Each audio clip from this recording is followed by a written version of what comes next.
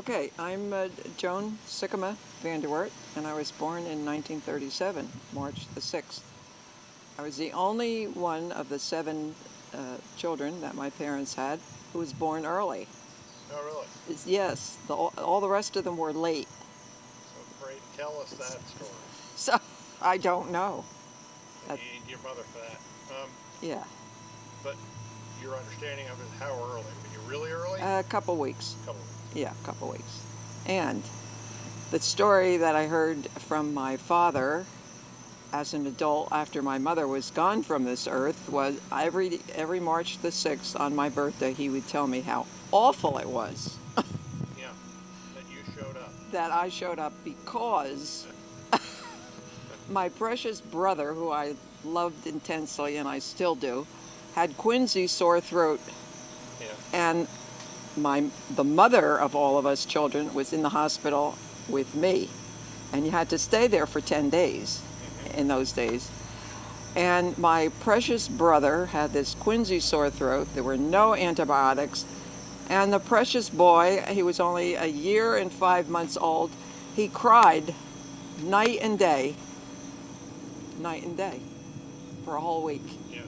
Till finally the older cousin who came to take care of my siblings, because my mother was gone, she couldn't stand it anymore. She went home. And my father, of course, couldn't sleep, and he had to milk the cows. So every birthday I heard how awful it was when I was born. So that was the beginning of my life. So was that an omen? Well, was it an omen? Well, maybe it was. I hadn't thought about that.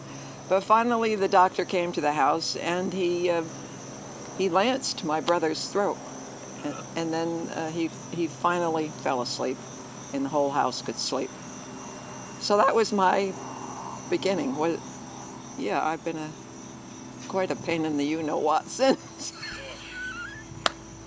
So, okay, so you are, where are you in the pecking order? So you had I had brothers first, right? yeah, there were three born closely: Fred, Jen, and Bet. That was the first clump. Then there were a couple of years. Then it was this brother Gary and I. We were a year and 5 months apart. And then it was 5 years until Lois was born. So I discovered when I started thinking about my life not too long ago that I had our mother longer to myself before she had another baby than anybody else. Right. And, my mother was very precious to me, and I didn't discover that until I tried to move out of the house after you kids were born. Right. Yeah. I only moved to Glen Rock out of Wayne, and I missed her like you wouldn't believe. Yeah. She was in that same house, right? In the same house. But I was emotionally attached to my mother more than I could admit before we moved to Glen Rock. So was she precious to me? Yes, she still is. And then after that, Lois was born, and Ruth. And I just love my family. Okay, so do you know the birthdays of your siblings, all of them? Fred was what? Yeah, Fred was 1928, Jen was 1930, Bet was 1931, Brother Gary was 1935, I was 1937, Lois was 1942, and Ruth was born 1945. Yeah, Okay. yeah. Okay, and so let's talk about your parents, who they were. Yeah. And Okay. we talk a little bit about their background. Okay, my mother was born in Hengelo in the Netherlands, and she came here with her family when she was 4 years old. They came into Ellis Island, and they were sponsored by some other Dutchman who enticed my grandfather to come here because he said things were so wonderful. Well, they weren't for my grandfather because he was a machinist in Hengelo, and he was in the guild. Right. And there were no unions here at that time. So his coming in this country really was a step down.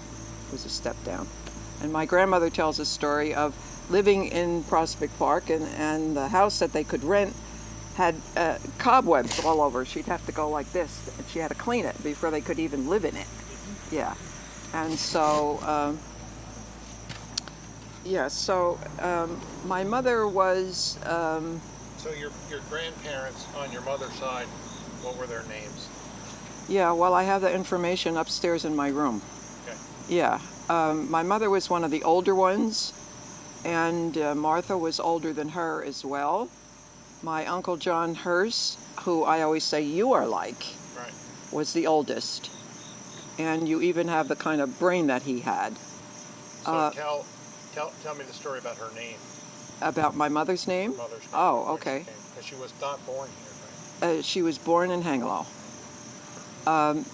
She was named after her mother, Yeltya, and her grandmother, Niska. Oh. So Niska, Yeltya, Hersta. All right, so she was 4 when she came here. When she went to school, which I assume was 5 years old, the teacher said, okay, that's no longer your name. We now call you Elizabeth. So from that point on, she legally was Elizabeth. Yeah. Yeah. Niska's a nice name. It's an interesting name. Yeah. So she was always afraid that when they traveled to Canada, which they did on occasion, that the U.S. wouldn't let her back in because she never had a birth certificate. And when your father and your brother Tim and I went there to my mother's birthplace. She never had a birth certificate. No. We went there to Hangelo back in 1990 and went to the city hall and saw her birth certificate in this big, huge book. And it was a Saturday, and this girl who worked there was so nice to us. She made copies for us. And by that time, my mother was gone, though. So she never saw her or had her own birth certificate. Yeah, you gotta wonder what kind of documents. Yeah, that they needed. Yeah. Apparently not many. Yeah. That's when we were kind to immigrants. You know what I'm saying?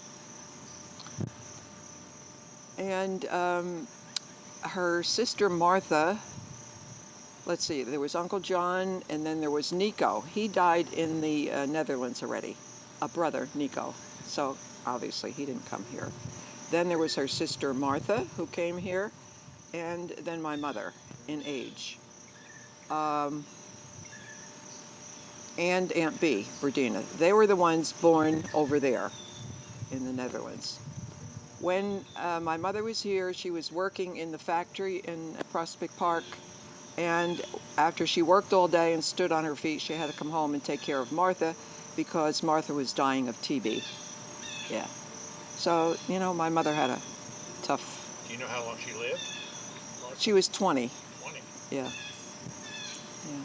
Heck of a time to die. Yeah. And she didn't look like the rest of them did. She just looked totally different. And then after that, who was born? Aunt Marion and then Uncle Gary. Did you know Aunt Marion and Uncle Gary? I probably did meet them. Yeah. But Aunt Marion was my mother's youngest sister, and they were also best friends to each other. Yeah, I can see my mother on the telephone talking to Aunt Marion because, you know, that's how you communicated. But they were friends as well as sisters. And Uncle Gary was the baby, and he was the one who fought in World War II. And he was in Belgium, and my grandmother's sister still lived in Amsterdam, and she was starving to death because of the war. And so he borrowed a Jeep with permission to drive into Amsterdam, and that's the cat story if you want to hear it. yeah, Yeah. Do you want me to say it? sure. Yeah. Well, she would have starved to death if they hadn't caught a cat. And for cats. Yeah. Yeah. Are cats any good? Yeah. Oh, Mark, you're a hoot. I mean, all this stuff is sort of culturally driven. Yeah, they may be delicious. It's so good to see you. You never know about these. You have to come more often because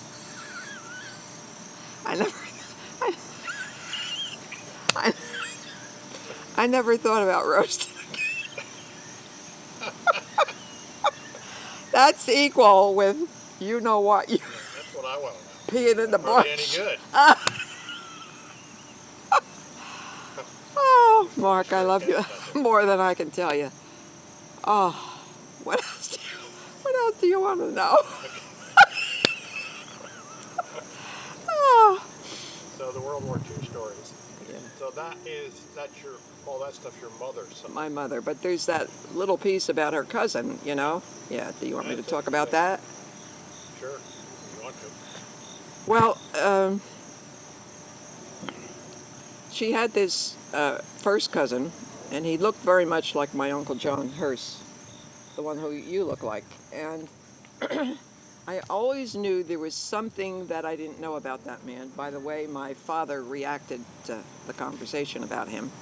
And we would, during the war, we would send food over there to him, we would send clothes over there to him, and he was always grateful. Okay, and then he started later in the 70s corresponding with us. My sister Bet wrote to him, I wrote to him, and eventually he was the man that Tim met. Okay, so he wanted to meet with by that time my mother had died, and he wanted to meet with her siblings. Well, my father would not meet with him. When I asked my father why, he just gave me silence. Right. Well, later on, I found out that uh, he used to work for the Germans during the war because he had to, or they would have shot him. Right. But he was a machinist, and when Tim, Dad, and I were there, the machine shop was still there, and that's where Hein, his name was Henry Hurst, that's where he worked for the Germans. So that's what bothered my father. And my mother's siblings knew that story, but they didn't dwell on it like my father did. Right. Yeah. So that's as much as I know about that cousin of my mother. And that, as I said a minute ago, when Tim was there alone in the Netherlands, he visited with Hein. He was still alive then. And he was very gracious to Tim, as was his family. When Tim followed the directions to get there, it was a Sunday morning, and they were all gathered just like we used to do at Grandpa and Grandma's house, having coffee after church and kids running around and all that stuff. And it was like a piece of home for Tim. Yeah. But by the time You know where it all came from. yeah. But when Dad and I went, he had died. Yeah. So I was sorry I had missed him. Okay. Okay, so let's talk about Yelga Hurst, what she was like. You talked about her husband. Okay. So my little Graham, you mean? Yeah. Well, she was sweet as could be. During the war, she and my Uncle Gary, who was in Europe fighting, his wife, Aunt Bertha, and Grandma lived together on 12th Street in Prospect Park. I remember going there and visiting with them. Um, then after Uncle Gary came home, Grandma came to live with us in the house on the side of the house where you were raised. Yeah. It wasn't fixed the way it was when our family lived there, but it was a beautiful, what we had as a kitchen and a living room that all belonged to Grandma. She loved it there. Yeah. And we loved her. She was as sweet as could be. She helped. She peeled 5 pounds of potatoes every night, which we had for supper. She polished all the shoes on Saturday night so we looked spiffy for church. She was just helpful. She never was bossy, even though in her earlier life, I mean, she ran the show. Right. So once she came to our house, she was quite submissive to my father's wishes, shall I say it that way. Mm-hmm. They often spoke about religion together, because as I've said to you before, she appointed herself an evangelist, and she would annoy everybody finally with her spreading of the gospel. But that was the only negative side of her I could think about. We kids loved her, and you kids loved her. I mean, yeah. Yeah, she was a smart woman. She was just uneducated in the way that we are today. But back in the Netherlands, she was a maid in Amsterdam. Yeah. And she met my grandfather at the Salvation Army. That's how they met. her parents, Koistra, her father was a school teacher, and he went out into left the city and went to the country folk in the Netherlands and taught their children. I don't know. I think he went house to house, but I'm not sure. Rather than all in a schoolhouse, so he was a school teacher. How educated he was, I never asked. I don't know. Um, yeah, and she used to talk about washing the diapers in the canals. Yeah, she worked. She was a worker. Yep. Yeah.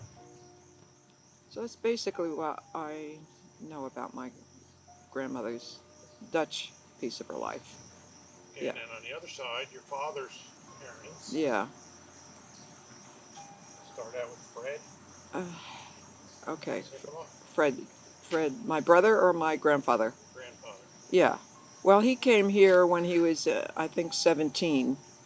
And he had a brother, Jake, who was younger. And his mother was a widow, and that's why they came here. And he also had a sister, Charlotte. They had no money, so they were left out of the Sikkema will for some reason over in the Netherlands in Groningen. It was a second marriage. Yeah.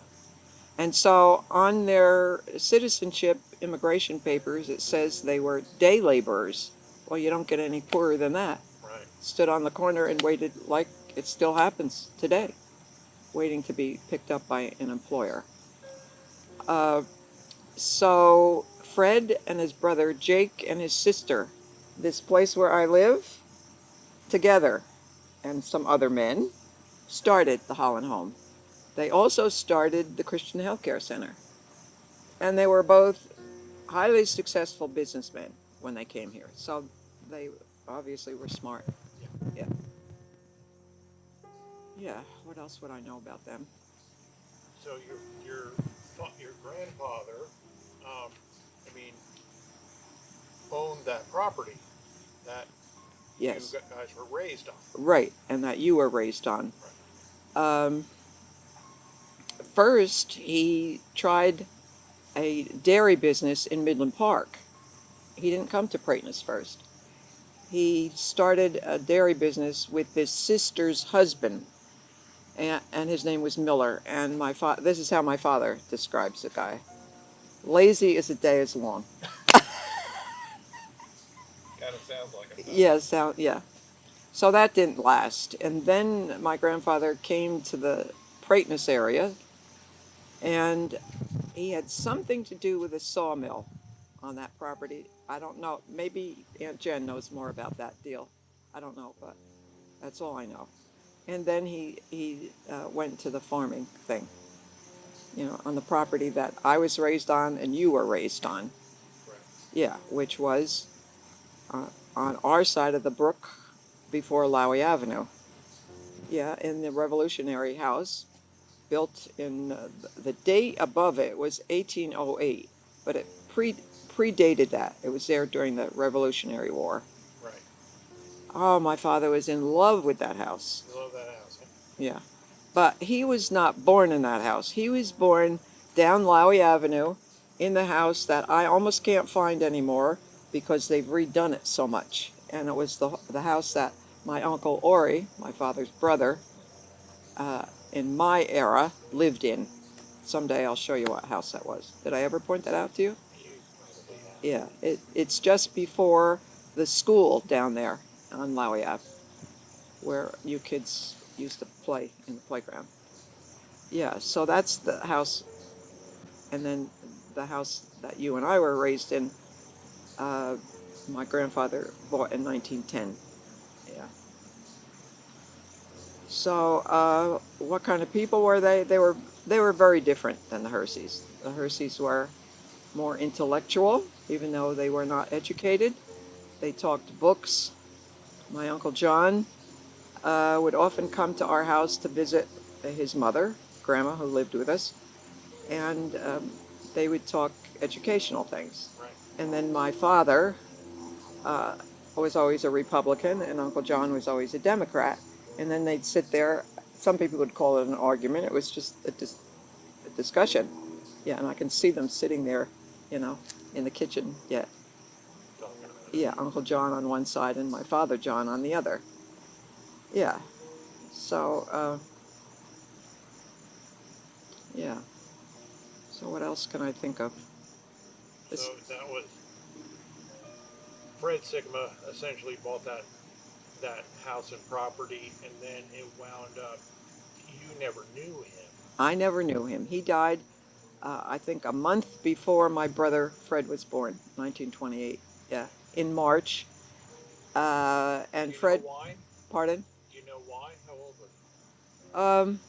This is the way, he wasn't very old. This is the way the story went. He went to Holland with my Aunt Ella, my father's sister Ella, and she had just gotten married, and that was her honeymoon. But that was traditional then. Your parents could go with you.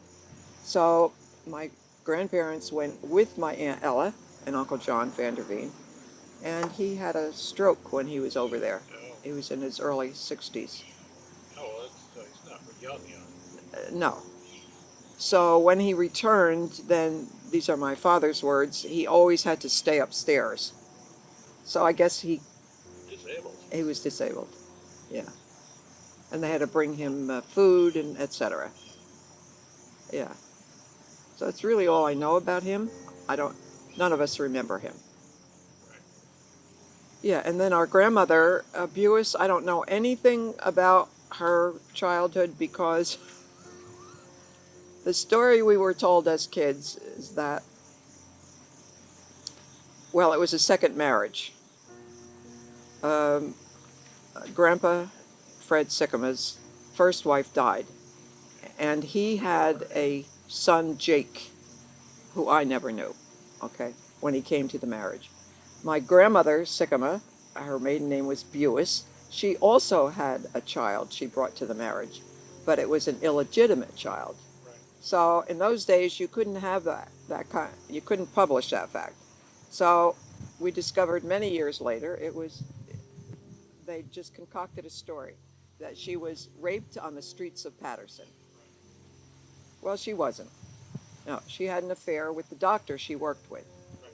So that was fine. And the product, Aunt Jenny, I mean, she was a wonderful aunt. She was a wonderful person. She looked exactly like my grandmother.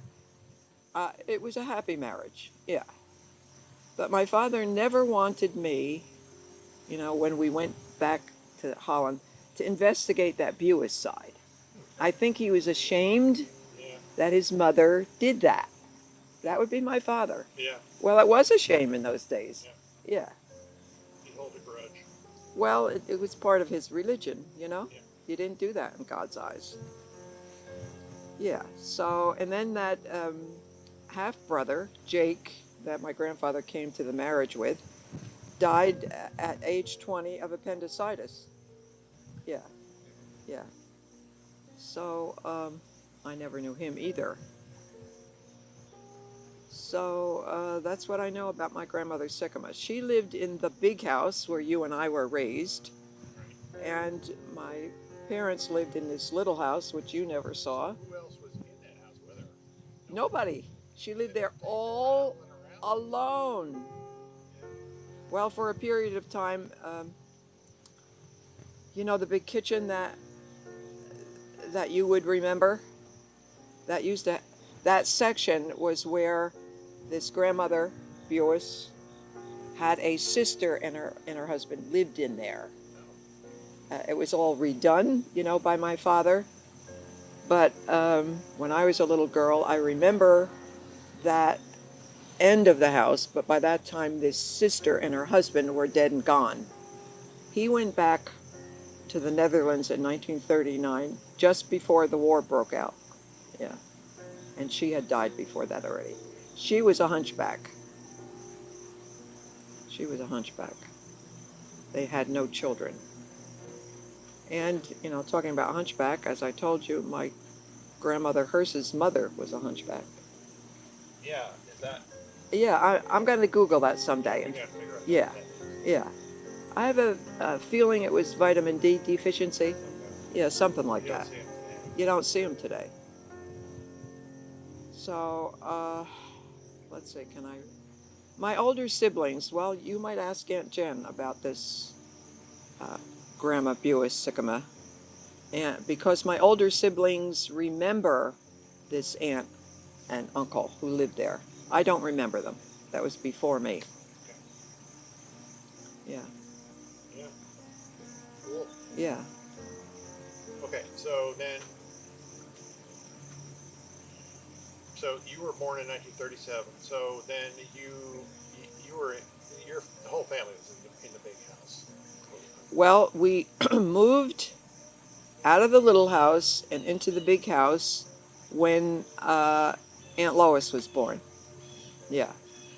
I remember my mother coming home from the hospital with Lois. She was such a pretty baby. And the crib being in the front room. That little house was constructed very much like the Glen Rock house on the Vanderweert side that you lived in. It had that same architecture. Yeah. And so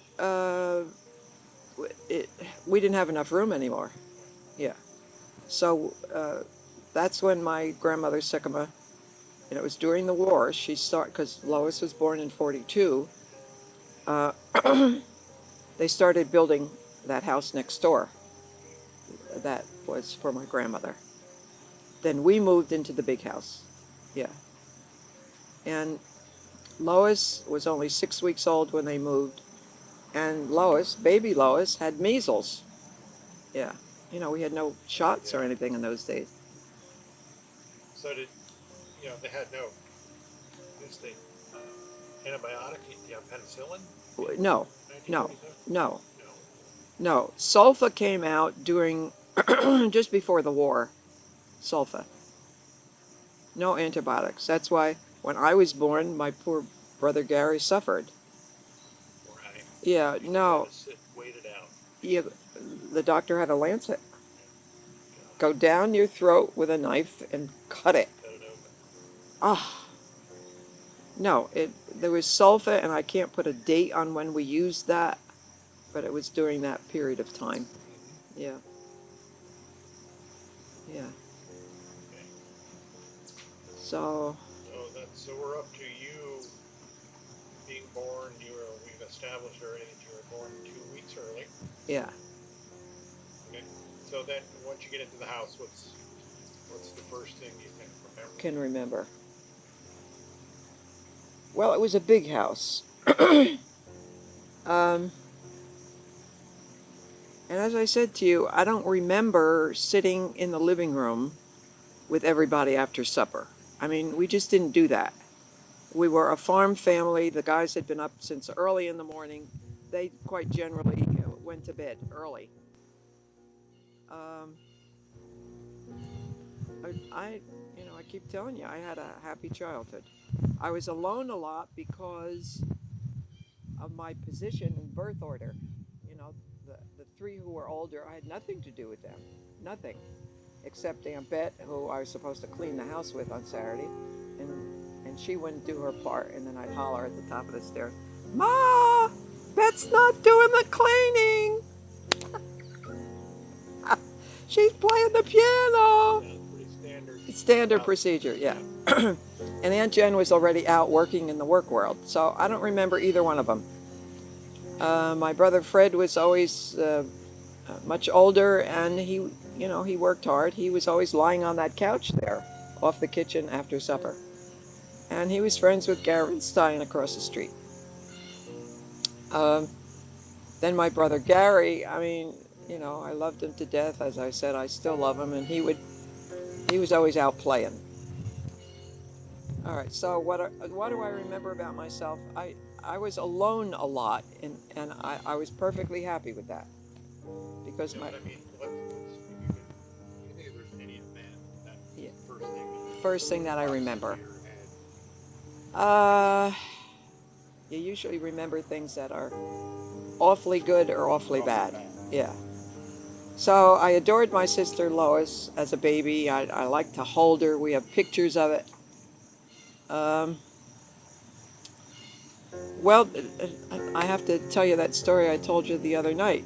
I was happy to be alone. I've always, even when I was a little girl, I was teaching the dolls. I had this blackboard with chalk, and I was always teaching a class that didn't exist, behind me. I remember doing that on the front porch. There was a whole big, beautiful front porch, and I could spend hours doing that, or playing dolls all by myself. And I would go up and down Brightness Avenue with the doll in the carriage, and Yeah. uh, that's the memory in my head. I was alone a lot. There was Millie Holmes up the street. Well, we did get together. Um, their mother worked all the time, and so they took advantage of that. They didn't do a blooming thing for their mother. The dishes were, this high in the sink. They sat on the front porch doing nothing. Another generation You of know, deadbeats. it just, and I couldn't comprehend that because that didn't exist in our house, I'll tell you. So, yeah, I was given responsibility very young. I mean, I wasn't crazy about it, but I did it. Now I'm glad I did. Yeah. Okay, so your first days of school, remember any of that? First days of school. Well, yeah, well, my sister Jen was, you went to North 4th Street, right? The big building. She was way up in 8th grade when I was in kindergarten. Wow. And I had the That is same, a big spread. yeah, and I had the same teacher you did, Miss Van Mel. Yeah, yeah. She's still teaching there? No, no, no, she's not. She's dead and buried. But I had a lot of problem with bladder control when I was a little kid. And so I often, I'll just say it, wet my pants. Yeah. Yeah. And then I would have to go to Aunt Marion, my mother's sister Marion, who lived up a couple blocks. But Jen had to come and take me, you know. And there were quite a few episodes of that. Well, I was 4 when I started school. Yeah, you're young. Yeah, yeah.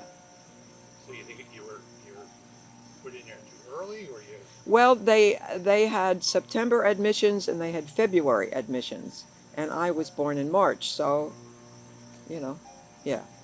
I mean, academically, I always excelled, Right. but this bladder problem, yeah. That sounds like a social thing. Pardon? That sounds like a social thing. Social? You were anxious about Oh, something. well, I did that when I was home too. Some kids just had that problem, Yeah. yeah.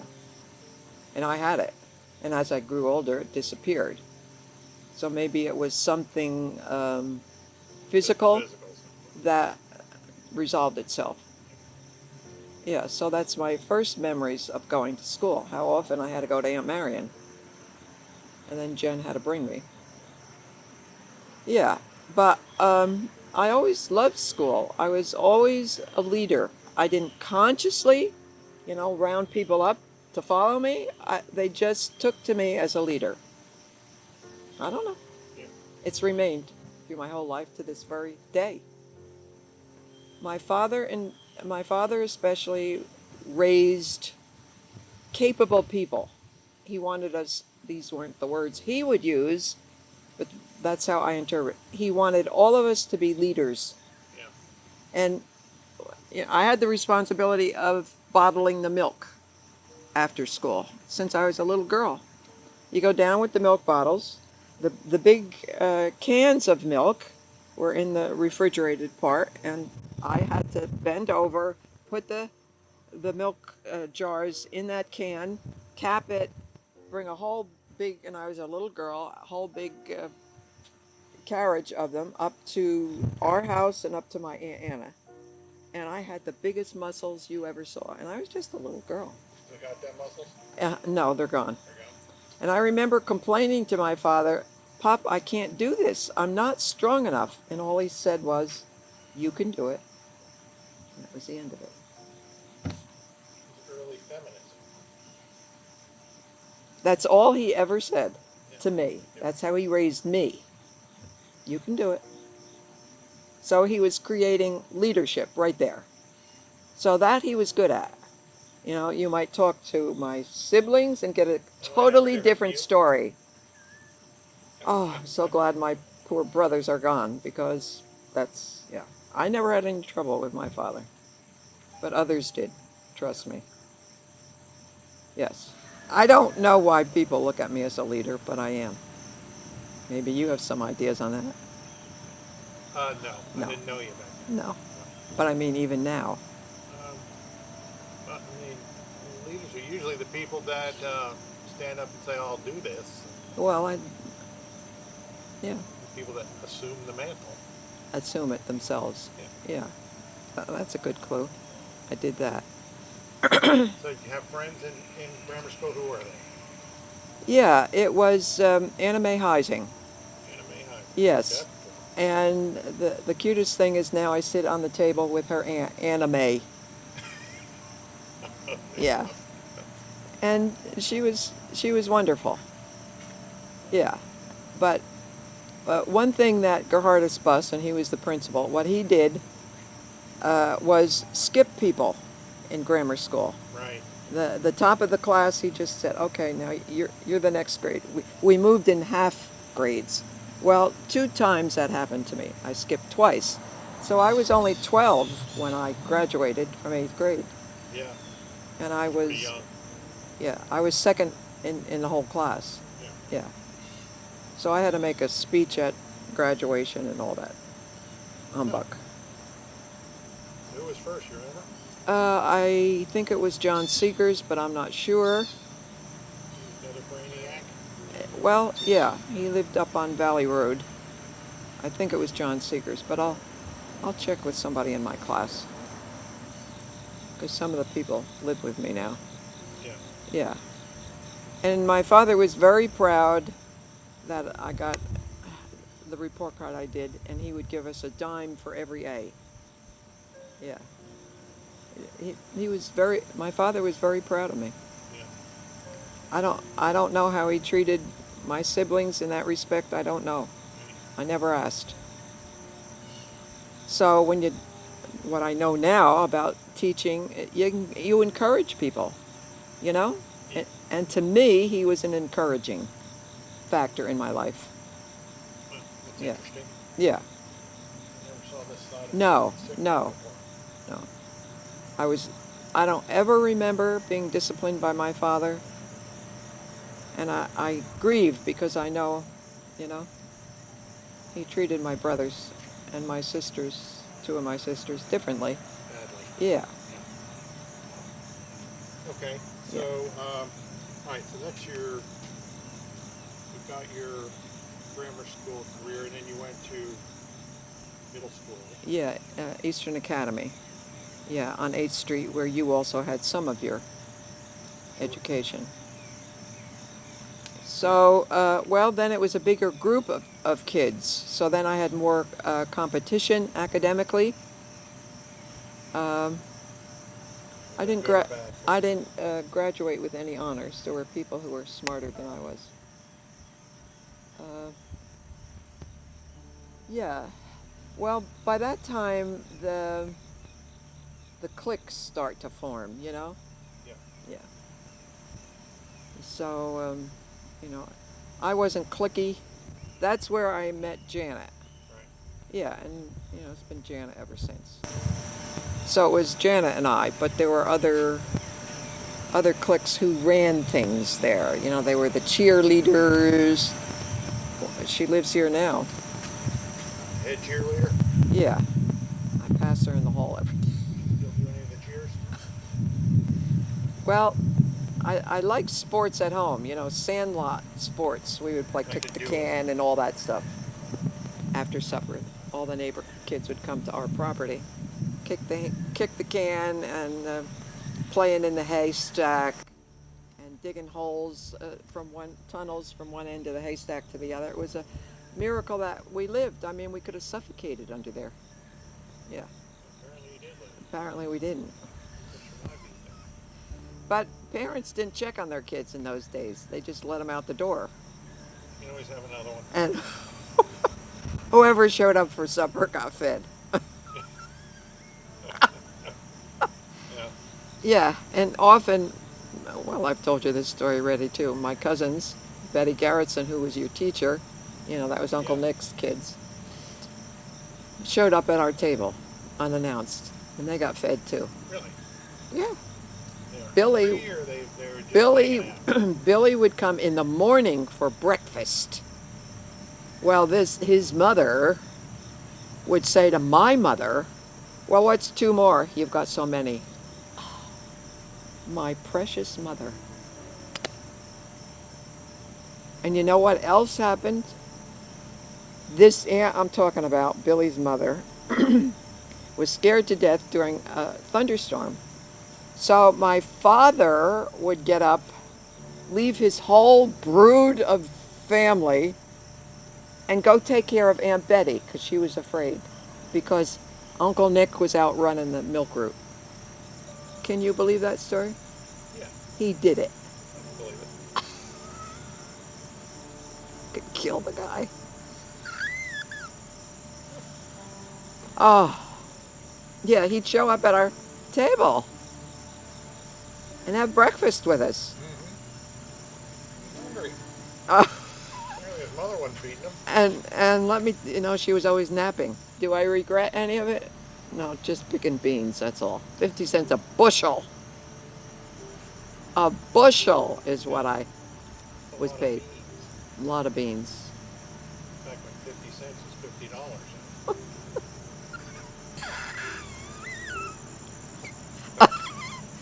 Where is Betty Garrison these days? She's still in Michigan.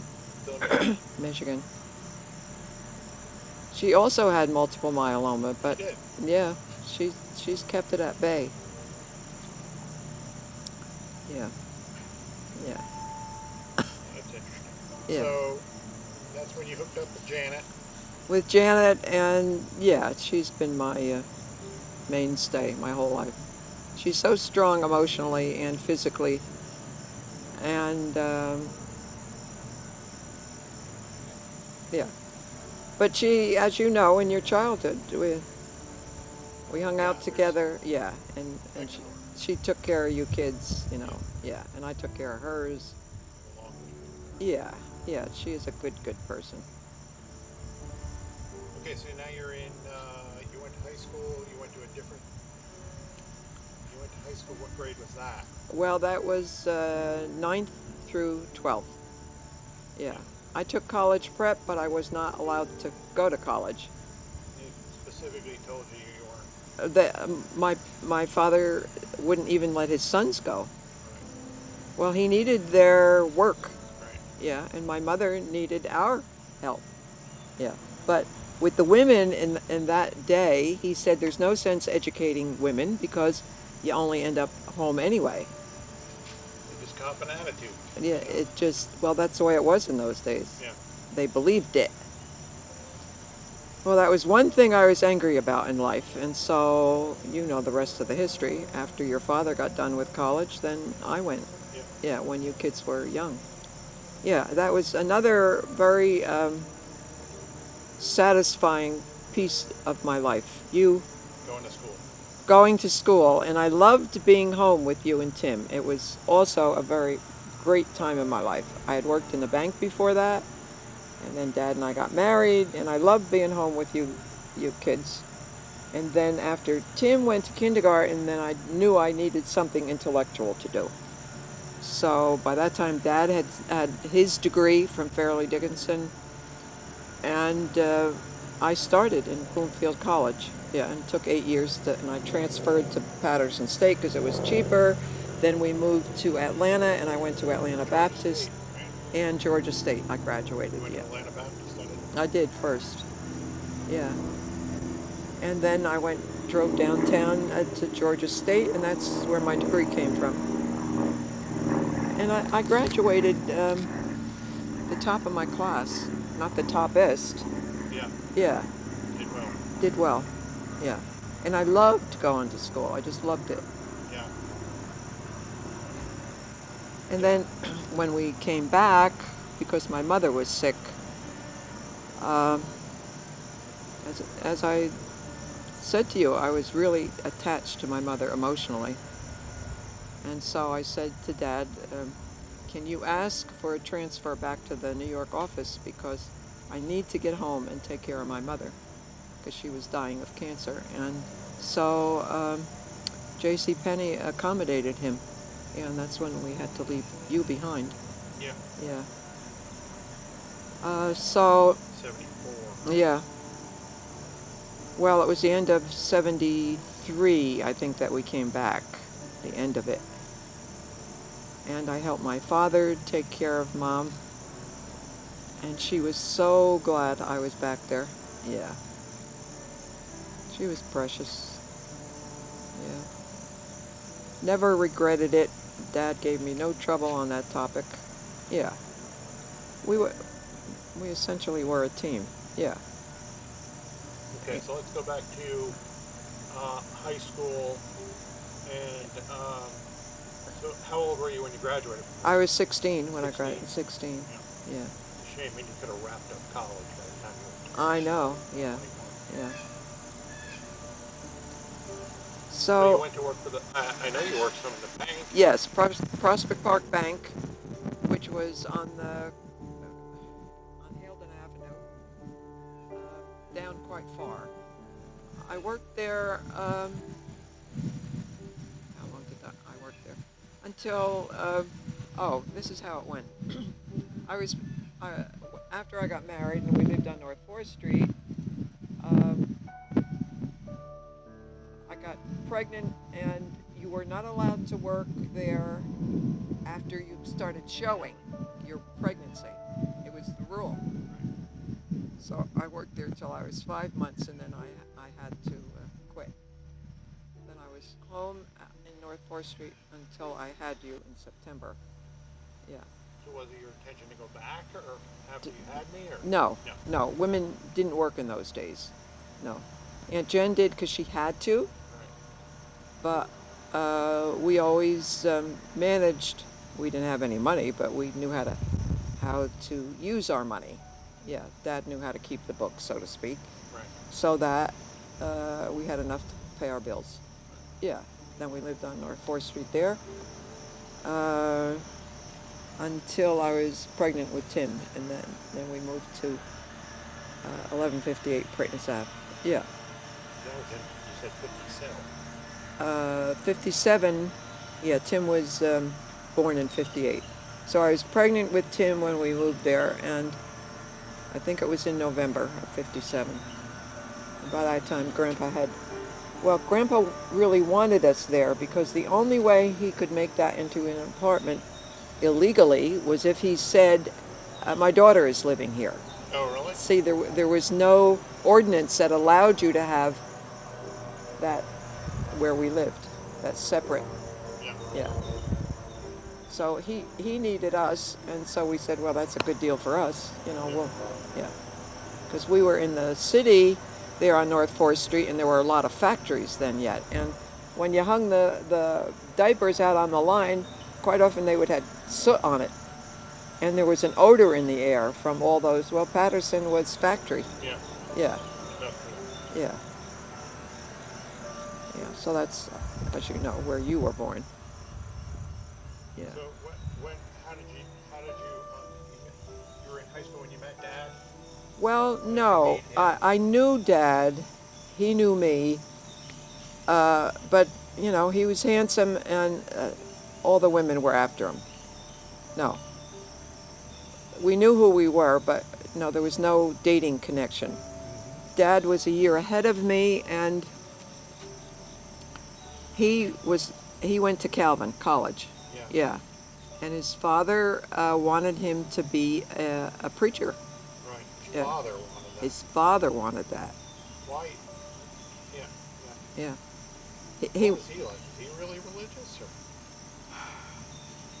you just thought that was the thing to do? Yeah. I didn't know the man. Yeah. Never met him. The stories I hear about him is that he was very charming. He was very handsome, as was Dad's mother and all of his sisters. They were all just gorgeous. He was a carpenter.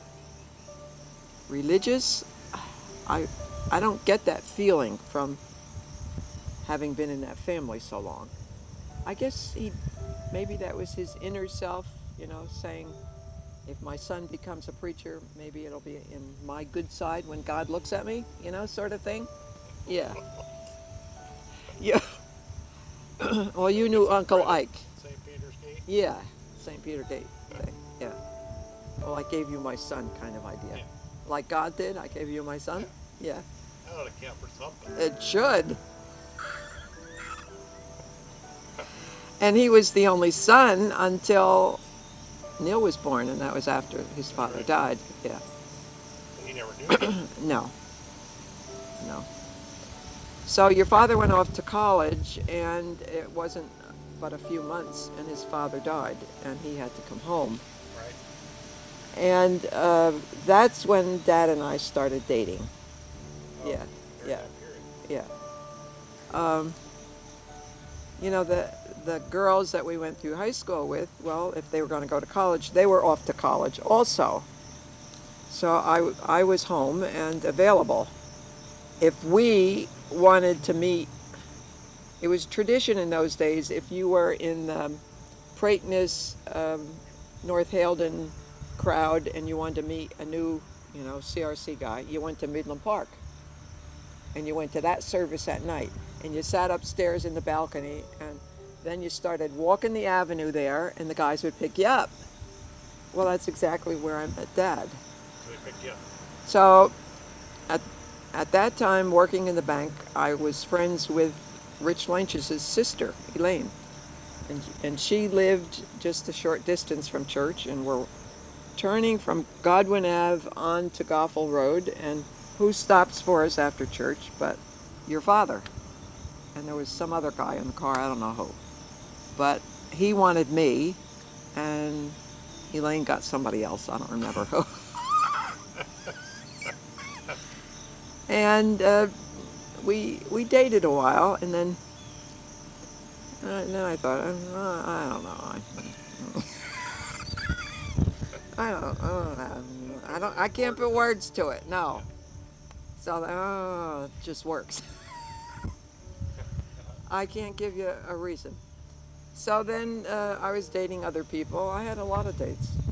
I had no trouble getting dates. A lot of other guys. And then through the grapevine, I heard he wanted to date me again. And I said, okay. All right, I'll go out with him. And it was just, I was not crazy about the guy. No. If truth be known.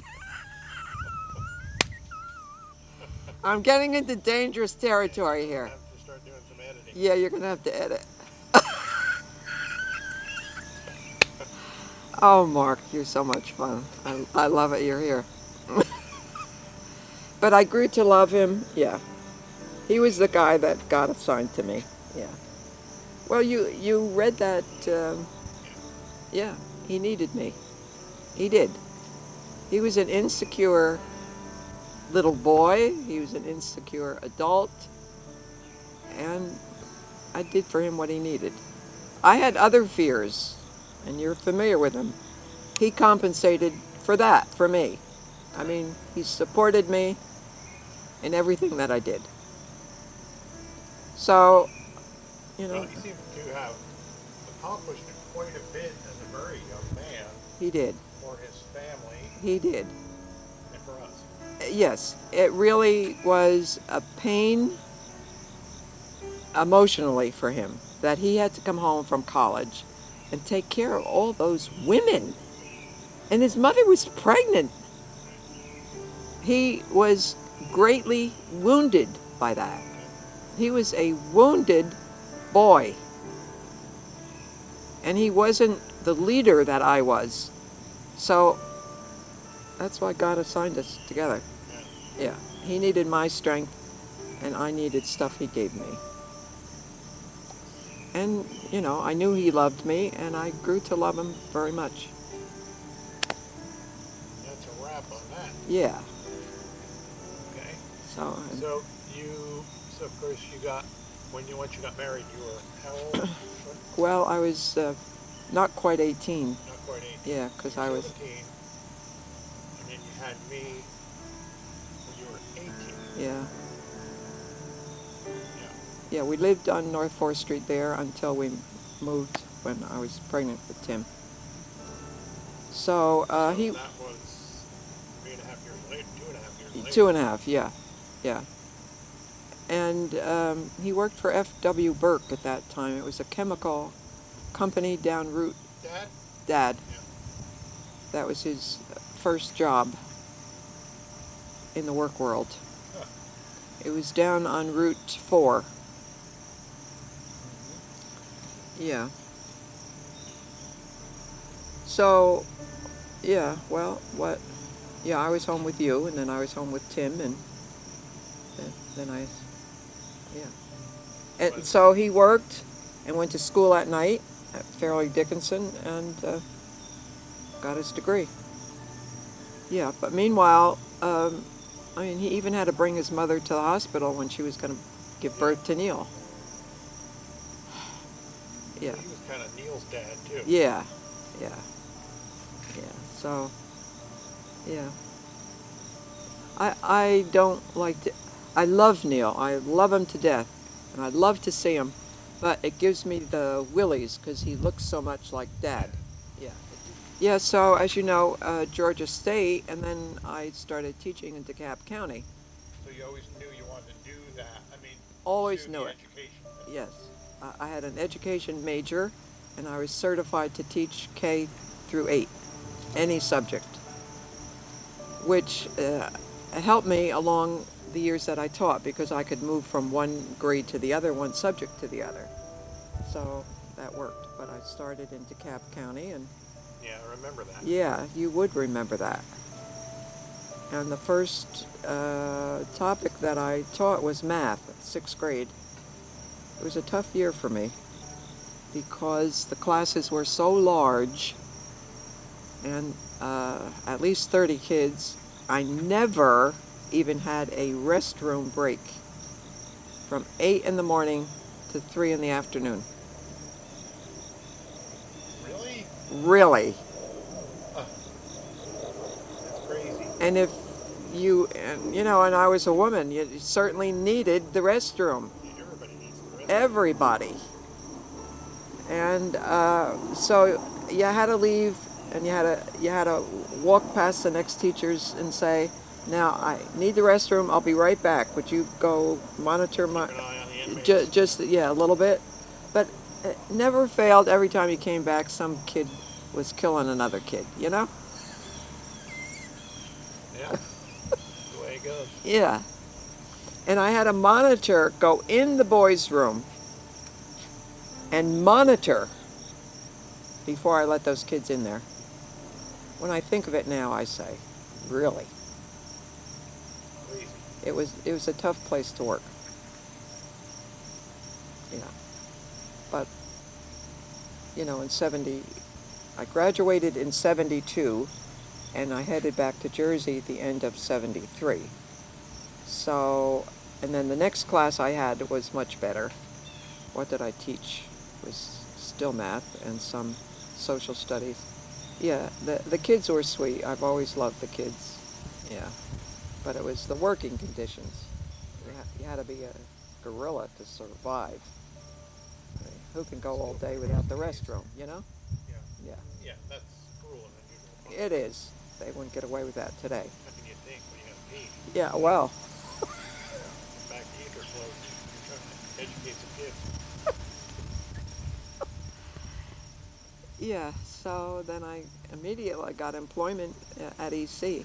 I took care of my mother, and then after she passed, that next September, she passed in May, and in September I worked 7th grade reading in you know, that building on 8th Street that you went to. Yeah. Yeah, my career in EC has been all good. Yeah. All good. You were there A long time. then. Yeah. From then on. You're still kind of there. And I'm still kind of there.